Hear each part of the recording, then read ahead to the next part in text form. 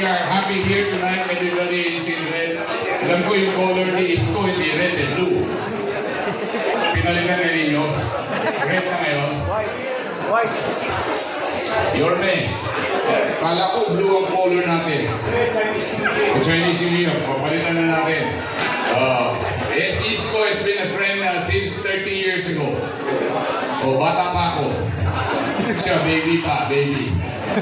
And we are very happy to see him grow from a very aspiring actor to become who he is today.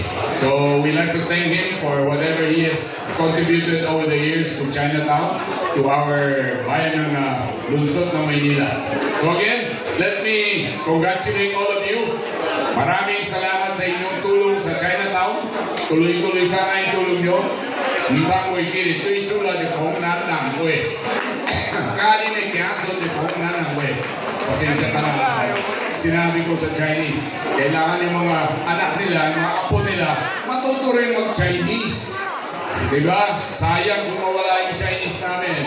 Ako, lumaki ako rito, pinanganak ako rito, pero marunong pa ako mag-Chinese. Bakit? Dahil sa bahay namin, Chinese ang pagsasalita namin. Paglabas ng pintuan, Tagalog. Ayos ba? Ayos ba? Ayos!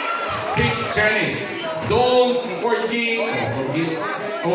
forget your heritage, okay? The key here is remember your heritage, remember where you came from, and remember to speak Chinese.